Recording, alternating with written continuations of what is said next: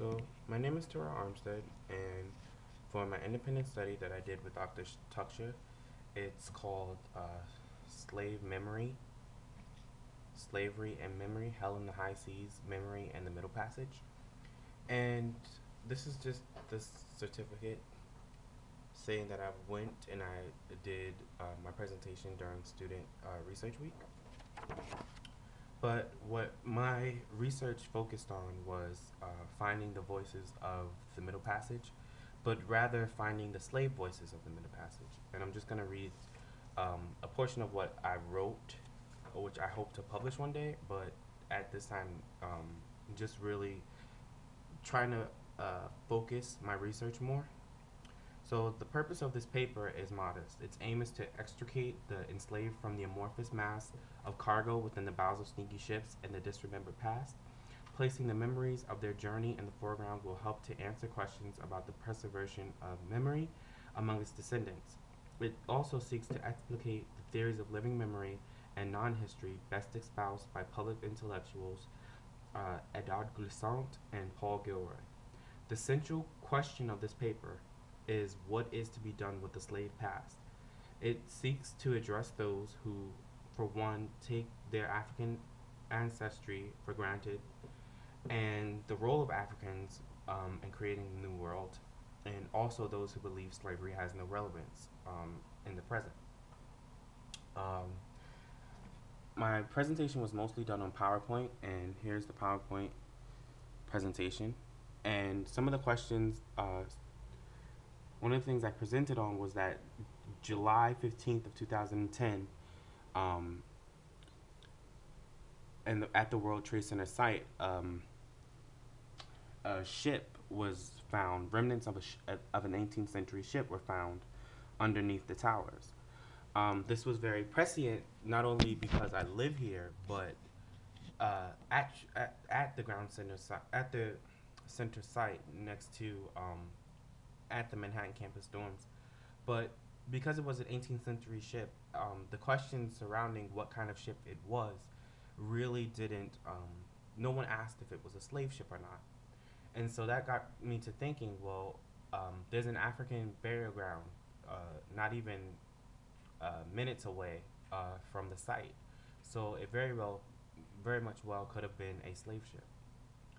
And so, what I really wanted to understand was how the slaves remembered that journey, how the people, not slaves, but as people, and how that journey affected them. Uh, and I found several accounts, but with the accounts, none of them went directly inside of the ship. So, I mean, aside from the ones that are very popularly known, like The African by Alaudu Equiano and some others, there really aren't narratives about life inside the ship written by slaves themselves. I'm going to read a primary source that was given by the WPA, the government issued a program to record uh, ex-slaves and their sentiments towards slavery and how things have changed since uh, the Emancipation Proclamation was issued in 1860. And Josephine Howard was an ex-slave from Alabama, and here's one of her accounts.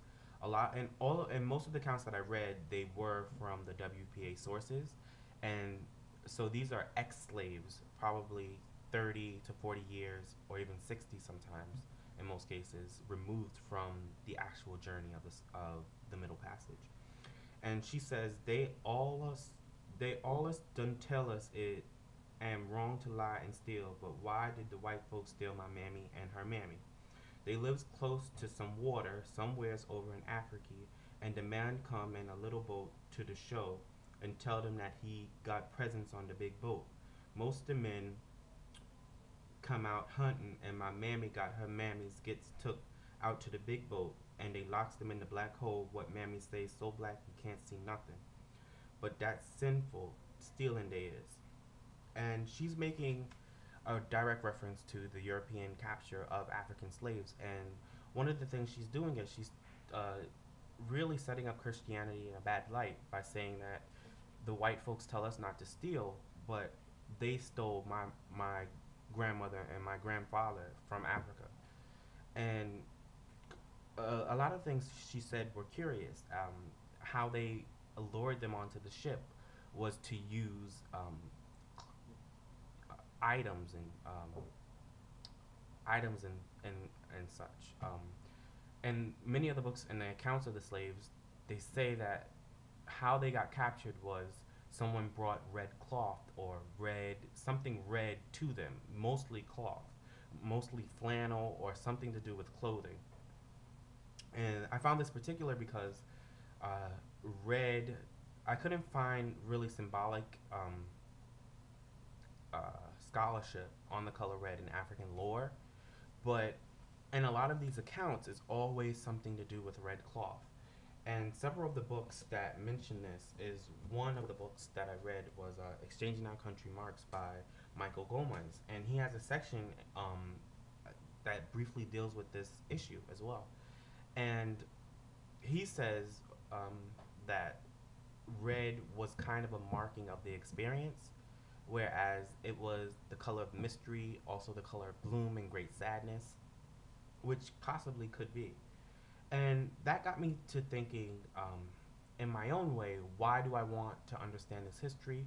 What do I think I'll get from it? And that became an issue for me because I came to history with this idea that I had to remake the past in order to understand, to understand the past. I really had to understand the past in order to know where I'm going, and that's not how history really works. By that I mean that in African American history, it doesn't work that way because the history has a way of overlapping and also not being dealt with. The first Black Studies departments don't arrive on university campuses until the 1970s, late 1960s, but 70s. So there really a lot of the things that would have been helpful, in most cases, have been destroyed or are not usable, and so that made going into history, especially a history like this, very very pressing. And then I came across a book by Ansi Bailey, and she talks about um, the Middle Passage from an African point of view. So she's going to the traders and the African traders and the Africans who were left behind. And she's Jamaican, by the way. So she's in the same kind of predicament that I am, being Afro and diasporic, meaning having no home. And so here's what she said. She said, I found that my position as a native of Jamaica, as a child of African descent, whose history has been profoundly affected by slavery and the slave trade, was not something to hide under the false cover of objective research. My origins are shrouded in mystery. I do not know their names. I do not know their port of embarkation in Africa, nor do I know their port of entry in Jamaica. And so by reading that and by trying to grasp why she would also go on this journey to find and to really understand African point of view of the slave trade, it made me realize that I couldn't find the answers that I wanted in history. For example, the only thing that I know about my origins is that my great grandfather told me, who's also in the presentation, I included him, that his oldest grandmother could have been a slave, but she was an Indian woman with very black skin and long hair. For a while, that's kind of mysterious, and he died, so I didn't really get a chance to ask him if she was West Indian or Native American. So that the mystery that Nancy Bailey and the mystery that's in most African American households and most Afro diasporic households is what this paper and what my research was about. And how do we answer that? What can we learn from the slave past? What does it have to teach us? And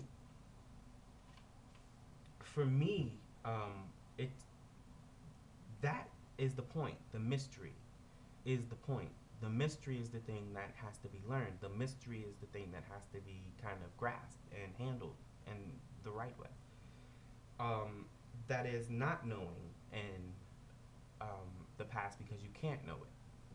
For example, Sadia Hartman, who wrote this book, Lose Your Mother, which I read and which is also included in my research, she says, therefore, in another book, Scenes of Subjection, where she's trying to find out where the African practices of ritual, kind of like the ring shout or the turning of pots during funerals, she wanted to understand why those Africanisms lived on, but she didn't go to the experience of African separate identities. The fact that those practices still emerge in places like Virginia and South Carolina means that there's a continuity to African culture, but there's a kind of rupture that happened that's being kind of memorialized. And so, where the slave trade didn't have actual graves where the people were buried and their names were recorded and their names were kept alive by the very mention of those names, these practices kept the Middle Passage experience from the slave's point of view, so it's easier to access it through these Africanisms. But she says, therefore, my aim is not to retrieve the prehistory of the captive, but to examine what Edard Glissant describes as our non-history, the experience of shock, contradiction, painful negation, and explosive forces, which make a totalitarian philosophy of history an impossibility. And what she's talking about is the very linear progression that history is supposed to be, where you have the past, the present, and the future. That doesn't work with African history or African diasporic history. It doesn't work because there was a huge rupture. I can only trace my family back to a certain point, I think, around my great grandfather's generation, and that's about the 19th century, early 19th century, and that's as far early 20th century. I'm sorry, early 20th century, 1912. That's as far as I can go. But she also says something that's very poignant. She says the very consciousness of the disconnectedness acts as a mode of testimony and memory, and that's, I think, the point in the overall kind of thing that I found in my research, which is that um, you have to be conscious of this kind of disconnectedness